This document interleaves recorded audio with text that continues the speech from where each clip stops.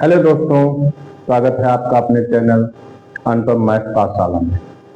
हम लोग जैसे कक्षा 10 मैथमेटिक्स पढ़ने चल रहे हैं, जिसका आज पहला चैप्टर हम लोग कवर करेंगे। जब आप मैथमेटिक्स के पहले चैप्टर में जाते हैं, जो कि रियल नंबर्स है, वास्तविक संख्याएं, तो इसमें आपको केवल 5 चीजें पढ़नी है। जैसे जिसमें आपको पता होना चाहिए कि प्राइम एंड कंपोजिट नंबर किसे कहते हैं। दूसरा आपको वहां दिया गया है फंडामेंटल थ्योरम ऑफ अर्थमेटिक्स, मतलब अंकगणित के मूलभूत प्रमेय। और जो तीसरा है वो आपको आना चाहिए एलसीएम और एचसीएफ निकालना। और इसके एप्लीकेशन भी दिए गए हैं कि अगर आपको दो संख्याएं दी गई हैं तो उससे आप कैसे एलसीएम और एचसीएफ निकालेंगे और उनके बीच में क्या रिलेशन रहेगा। चौथी चीज आपको इरेशनल नंबर का प्रूफ आता है। और पांचवी चीज जो आती है वो आती है फैक्टराइजेशन। आपको नंबर दिए जाएंगे और उसमें आपको फैक्टराइज करना रहता है। बोर्ड परीक्षा में एक नंबर का आ जाता है फैक्टराइजेशन, 3 नंबर में आ जाता है इरेशनल नंबर का प्रूफ, 1 नंबर में आ जाता है एलसीएम या एचसीएफ या इसका एप्लीकेशन। और इस तरीके से यह चाहे इन दोनों को पूछ लेता है, चाहे इन दोनों को पूछ लेता है, चाहे इन दोनों को पूछ लेता है। इसमें से एक ना एक क्वेश्चन हर बार बोर्ड परीक्षा में आना ही आना है। मतलब केवल अगर हम 3 टॉपिक पढ़ लेते हैं तो 3 चीजें हमको आने लगती हैं, irrational number, LCM HCF, factorisation, तो हमारा ये जो चैप्टर है वो टोटल 3 से 5 क्वेश्चन और 3 से 5 नंबर कवर करता है हमारे बोर्ड परीक्षा में कि यहाँ से आपको मिलना ही मिलना है। तो आइए शुरू करते हैं। बहुत ही सरल तरीके से इसको हम सीखते हैं और बहुत ही सरल टॉपिक है ये रियल नंबर। तो सबसे पहले इसको पढ़ने से पहले जो हमको पता होना चाहिए वो ये पता होना चाहिए कि प्राइम नंबर किसे कहते हैं और कंपोजिट नंबर किसे कहते हैं। संख्याओं से विभाजित हो सकती है, या तो 1 से और या तो वह स्वयं से। उसके अलावा किसी तीसरी संख्या से वो विभाजित नहीं होती हैं। ऐसी संख्याओं को हम बोलते हैं प्राइम नंबर। और प्राइम नंबर के अलावा जितने भी नेचुरल नंबर होते हैं, जैसे या इसको हम दूसरे तरीके से समझना चाहें तो ऐसे नंबर जिनके 2 से ज्यादा फैक्टर होते हैं उनको हम कहते हैं कंपोजिट नंबर। मतलब जो संख्याएं 2 से ज्यादा संख्याओं से विभाजित होती हैं उनको हम कंपोजिट नंबर कहते हैं, भाज्य संख्या। और जिनके केवल 2 फैक्टर होते हैं वो होते हैं 1 और वह संख्या स्वयं, उनको हम प्राइम नंबर कहते हैं। जैसे देख लेते हैं, अगर हम स्टार्ट करते हैं तो 1 को छोड़ दो, 2 से स्टार्ट करते हैं। 2 जो होता है या तो 1 से विभाजित होगा और या तो खुद स्वयं 2 से विभाजित होगा, तो ऐसी संख्या को हम प्राइम नंबर बोलेंगे। फिर 3 को देखते हैं, ये भी या तो स्वयं से विभाजित होगा या तो 1 से विभाजित होगा। 4 को देखते हैं तो 4 जो है ये एक कंपोजिट नंबर में आता है, क्योंकि इसके जो फैक्टर होंगे वो 1 होंगे, 2 होंगे और 4 स्वयं होगा। इसके 2 से ज्यादा फैक्टर हो गए, लेकिन इन 2 संख्याओं के या तो 1 होगा या तो स्वयं होगा। अब 5 के लिए जाते हैं तो 5 भी प्राइम नंबर होता है। तो ऐसे ऐसे आप इसको जाने रहिए कि प्राइम नंबर वो नंबर होते हैं जिनके केवल 2 फैक्टर होते हैं, कंपोजिट नंबर वो नंबर होते हैं जिनके केवल 2 से ज्यादा फैक्टर होते हैं।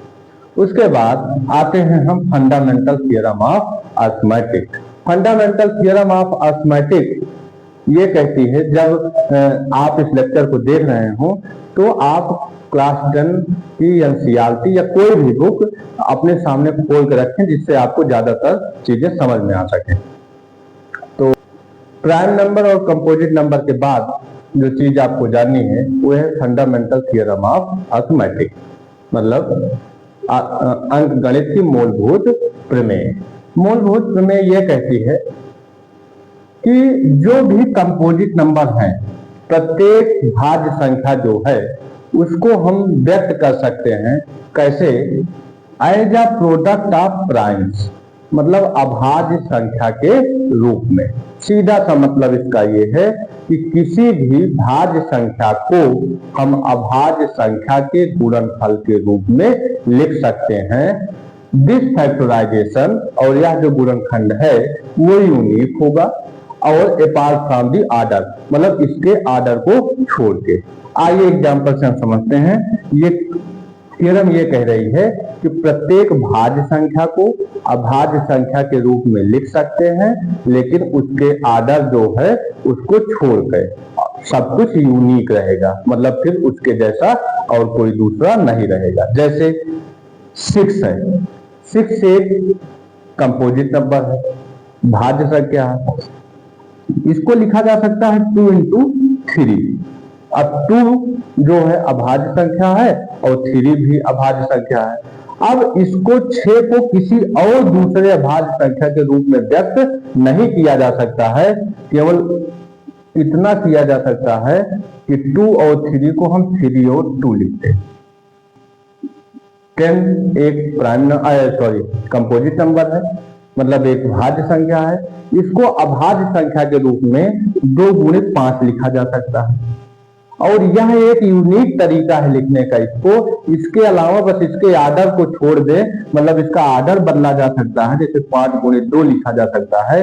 इसके अलावा किसी भी अभाज्य संख्या के रूप में व्यक्त नहीं किया जा सकता। इसी चीज को हम फंडामेंटल थ्योरम ऑफ अरिथमेटिक कहते हैं। ओके, अब इसके एप्लीकेशन से बात करते हैं। इसका एप्लीकेशन केवल इतना है कि हमसे पूछा जा सकता है बोर्ड परीक्षा में कि किसी भी संख्या का फैक्टराइजेशन करो या फैक्टर निकालो। जैसे आपके एनसीईआरटी में पहला ही क्वेश्चन है कि 140 का निकालिए, फैक्टर कीजिए। तो आप इसको क्या करें, सबसे पहले आपको डिविजिबिलिटी रूल पता होना चाहिए। आप ये जान सकें कि कोई भी संख्या सबसे छोटी किस प्राइम नंबर से डिवाइड होगी। मान लो 2 से ये डिवाइड होगी तो ये हो जाएगा 70, फिर 2 से डिवाइड होगी 35, फिर ये 5 से डिवाइड होगी 7, और फिर ये 7 से डिवाइड होगी 1। मतलब आप 140 को लिख सकते हैं 2 की पावर 2 इंटू 5 की पावर 1 इंटू 7 की पावर 1। ये इसका फैक्टराइजेशन है। इसके अलावा किसी भी तरीके से किसी भी और प्राइम नंबर के रूप में व्यक्त नहीं किया जा सकता। इसका केवल आर्डर बदला जा सकता है कि आप 7 को पहले लिख लें या 5 को पहले लिख लें या 2 को पहले लिख लें। ठीक है, आई बात समझ में। आइए देखते हैं एलसीएम और एचसीएफ।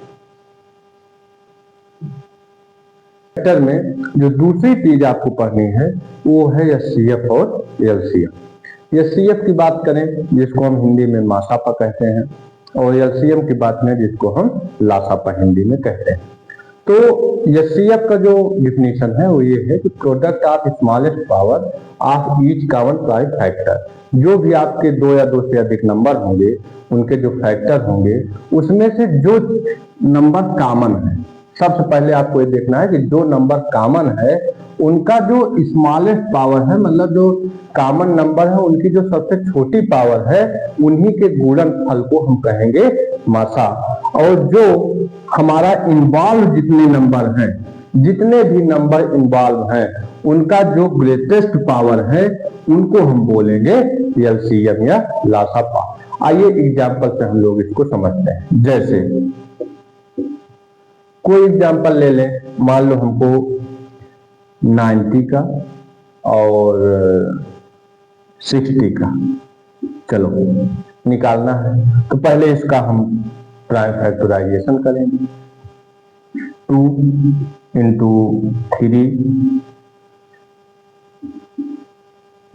इंटू 3 का स्क्वायर पे हो जाएगा, ये होगा 9 × 45 दूनी 90, और 60 का करें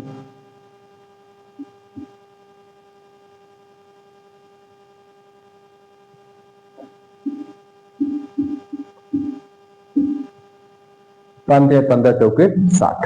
अब देखो इसमें आपको निकालना है सबसे पहले एचसीएफ। आपने प्राइम फैक्टराइजेशन कर लिया, इसकी घात लगा दी कि हाँ 2 एक बार आएगा, 3 2 बार आएगा, 5 एक बार आएगा। ऐसे 60 में 2 2 बार आएगा, 3 एक बार आएगा, 5 एक बार आएगा। अब यह CF जो है, ये CF का जो आपका डिफिनेशन वो ये है कि आपका कॉमन प्राइम फैक्टर जो है। तो सबसे पहले ये ढूंढो कि इसमें कॉमन कौन है। देखो 2 भी कॉमन है, 3 भी कॉमन है, 5 भी कॉमन है। कॉमन का मतलब कि जो दोनों जगह हो, तो दोनों जगह है तीनों नंबर। तो आप लिख लो 2 गुणे 3 गुणे 5, क्योंकि तीनों है। अब देखते हैं इसका जो स्मॉलेस्ट पावर है, जो कॉमन नंबर है उनका जो स्मॉलेस्ट पावर है, मतलब यहाँ 2 की घाते 1 है, यहाँ 2 की घाते 2 है। तो इन दोनों में सबसे स्मॉलेस्ट कौन है?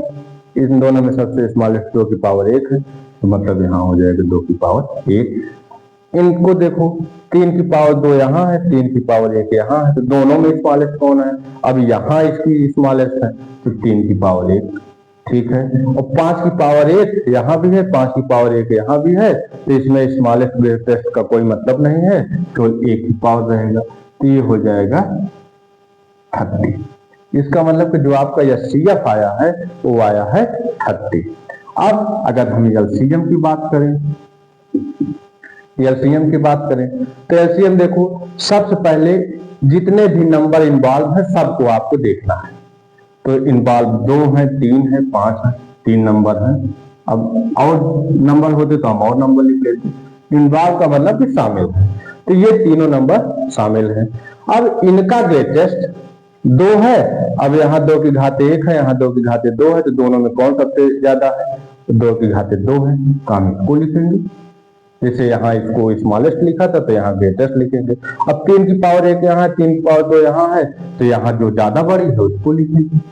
और 5 की घाते 1, 5 की घाते 1, मतलब दोनों में बड़ा छोटा का कोई मतलब नहीं है, तो इसको लिखेंगे। अब ये हो जाएगा 2 दूनी 4, फिर 1 का 9, और ये हो जाएगा 4 पंचे 20, 9 180। मतलब इसका जो LCM आया है वो आया है 180, जो CF आया है वो आया है 30।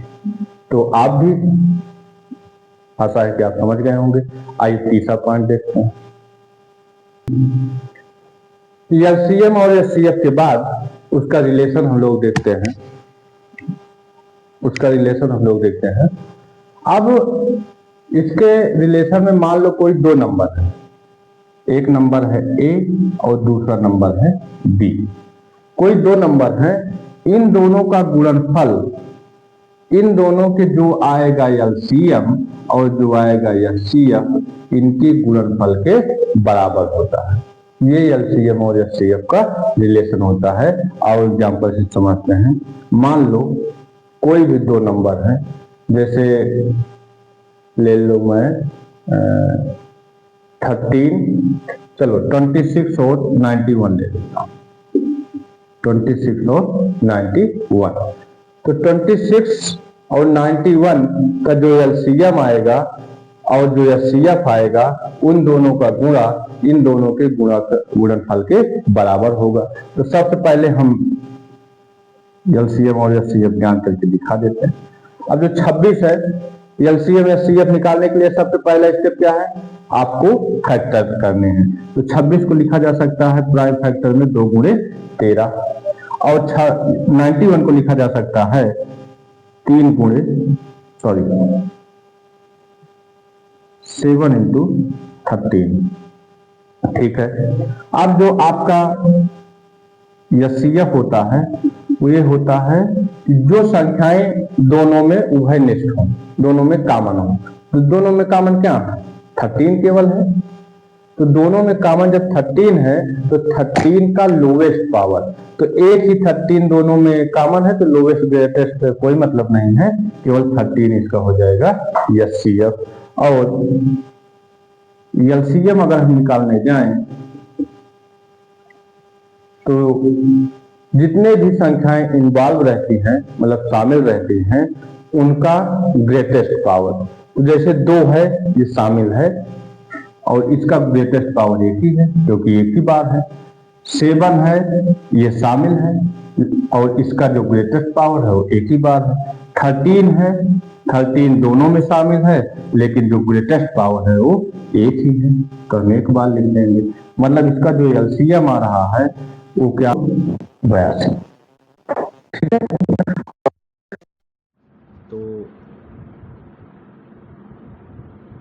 ए हो गया 26 और 91, इन दोनों का जो गुणनफल है वो आया है 2366, और जो इनका एलसीएम है 182, और जो इनका एचसीएफ है वो है 13, और इन दोनों का जो गुणनफल आया है वो भी आएगा 2366।